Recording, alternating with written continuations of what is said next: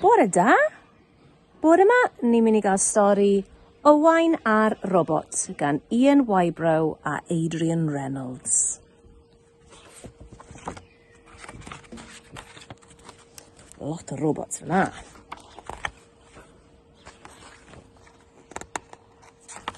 Owain a'r robot. Roedd Owain yn chwarae efo'i robot pan stopiodd hwnnw gerdded a syrthio ar wastad ei gefn. Yna, diffoddodd pob un o'i oleuadau. Cafodd o andros o sioc. Clywodd nain yn pysychu. Roedd hi ar buarth yn bwydo'r ieir. Rhedodd allan I ddangos y robot I fi. Roedd rhai o ffatris y robot wedi gollwng ar ei wifrau. Felly dyma nhw'n ei lapio mewn parsel ac yn ei anfon I ysbyty robotiaid. Fe wyddon nhw yn union sut I'w drwsio yn fanno, medde nain. Roedd Owain eisiau gwneud robot arall I chwarae efo fo tra byddai'n aros i'r llall ddod yn ôl o'r ysbyty. Syniad da, medde nain. Gallwn ni ddefnyddio'n sisiwrn gorau I os hoffe ti.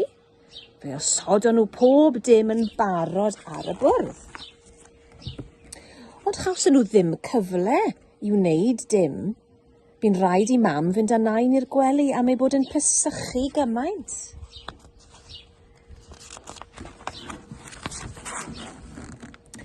Pan ddeffrodd Owain yn y bore wedyn, doedd nain ddim yno. Roedd ambulans wedi dod yn y nos. Roedd yn rhaid iddi fynd i'r ysbyty, medde mam, am fod ei brest mor ddrwg. Y diwrnod hwnnw, wnaeth Owain fawr ddim ond syllu ar y teledu. Dechreuodd Owain wneud robot ar ei ben ei hun. Roedd o eisiau defnyddio sisiwrn gorau nain fel roedd nain wedi dweud. Paid, medde Ella, nain bu ar yna. Dath mam draw at Owain I dyweli. Geid I ddefnyddio sisiwrn gorau nain os ydy hi wedi dweud, medde hi. Ond dim ond pan ydw i'n gwylio. Roedd yn rhaid iddo fod yn ofalus am ei bod mor finiog. Bu Owain wrthi'n brysur drwy'r bore. O'r diwedd, roedd y robot newydd yn barod. Roedd yn un arbennig. Dysgodd iddo gerdded fel milwr, dysgodd iddo siarad, a dysgodd iddo saethu pethau. Meddai'r robot, helo, Owain, sgen ti beswch.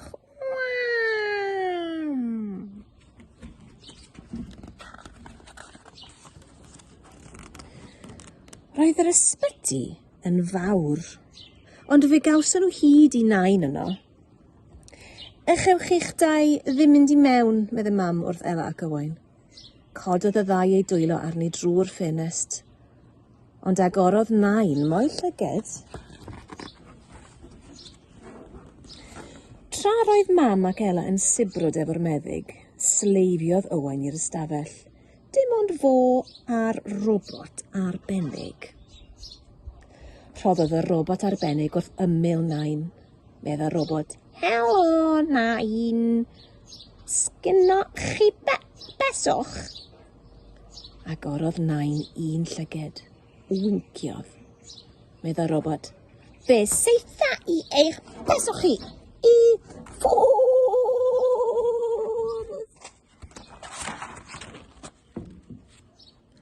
Ond rhedodd mam I mewn paid Owain, medde hi. Popeth yn iawn, medda'r meddyg. Peidiwch â phoeni, robot ydy'r union beth I helpu nain. Y noson honno, bu Owain yn brysur iawn, yn rhoi pethau at ei gilydd, yn glido, yn lliwio, ac fe wnaeth 5 robot arbennig I ofalu am nain. Bu'r 5 yn ei gwarchod hi, yn cerdded fel milwyr iddi hi, ac yn saethu ei ffeswch I ffwrdd nes ei bod hi'n well. Daeth nain adref a dadbacio ei phethau. Ti'n un da am ofalu, sybrydodd wrth Owain. A fy robotiaid arbennig I hefyd, medde Owain. O ie, wrth gwrs, medde nain. Hoffwn I ei cadw nhw wrth fy ochr I. Gai? Cewch siwr iawn, atebodd Owain. Aeth nain allan i'r biarth i weld sut oedd yr ieir. Roedden nhw'n iawn. Cyrhaeddodd parsel y prynhawn hwnnw. Robot Owain oedd yno, wedi dod yn ôl o'r ysbyty. Daeth ei olau ymlaen. Cerddodd fel milwr. Roedd e fel newydd. Diwedd. Gobeithio bod chi wedi mwynhau Owain a'r robot, a na i weld chi to cyn bo hir. Diolch yn fawr am wrando. Pob hwyl.